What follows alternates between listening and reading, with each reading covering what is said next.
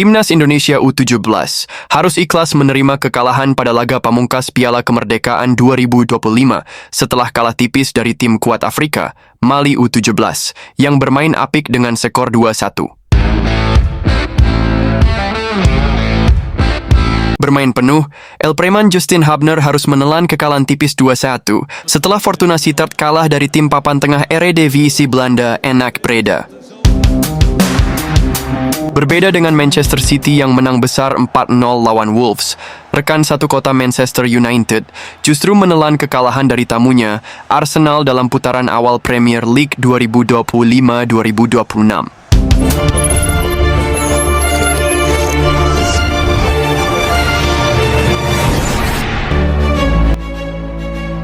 Putaran awal Eredivisie Liga Belanda menghadirkan beberapa pertandingan.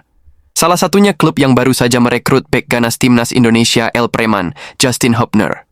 Hubner yang mengawali karirnya di Fortuna setelah sempat berkiprah di Cerezo Osaka, Jepang, langsung diturunkan Fortuna saat bertandang ke klub papan tengah NAC Breda.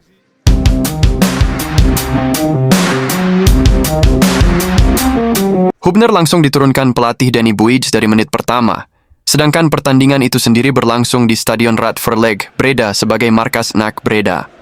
Menariknya, penampilan pemain yang dijuluki Elpreman itu ditonton langsung asisten kepelatihan Patrick Kluivert, yakni Alex Pastoor, yang diketahui setelah dirinya mengunggah foto dirinya di stadium itu. Dan yang lebih menarik, ditonton langsung Alex Pastoor, Justin Hubner justru menampilkan jiwa premanya dengan mendapatkan kartu kuning pada laga tersebut. Momen itu terjadi ketika Fortuna Sittard tengah tertinggal 1-0 dari NAC Breda, tepatnya pada menit ke-56 di babak kedua. Fortuna Sittard yang tengah berupaya mengejar ketertinggalan justru mendapatkan serangan balik dari NAC Breda. Bek kanan Breda, Cherion Valerius menguasai bola dan bersiap untuk melakukan serangan balik cepat. Dan Elpreman memotong dengan tekel keras hingga menghasilkan kartu kuning. Dan hingga laga berakhir, Fortuna Sittard harus mengakui kekalahan dari tuan rumah NAC Breda dengan skor tipis 2-1.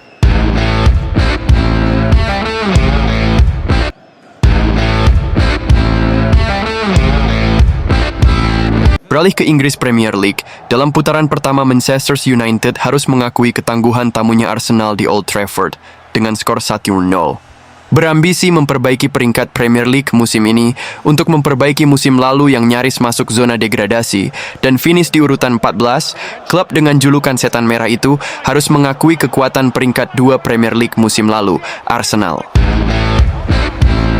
Pada laga ini, Ruben Amorim menurunkan Matheus Cunha dan Bryan Mbeumo sebagai starter, sementara Benjamin Sesko baru masuk di paruh kedua sebagai pemain pengganti.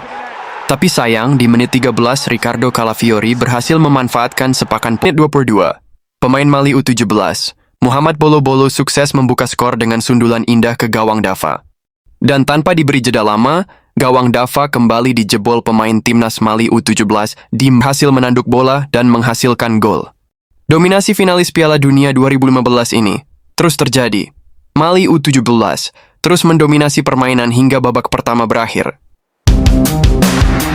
Di babak kedua, Timnas Indonesia U17 berusaha menaikkan tempo permainan. Namun kualitas dan materi pemain Mali yang memang lebih bagus membuat permainan tetap lebih banyak dikuasai Timnas Mali. Dan hingga babak kedua berakhir, kedudukan tidak berubah. Dan Timnas Mali U17 berhasil meraih podium Piala Kemerdekaan 2025. Tetap dukung channel Putra Pusere Jawa, channel yang menyajikan informasi seputar Timnas Indonesia dan mancanegara, tanpa hoax dan narasi menyesatkan, dengan cara like, komen, dan subscribe.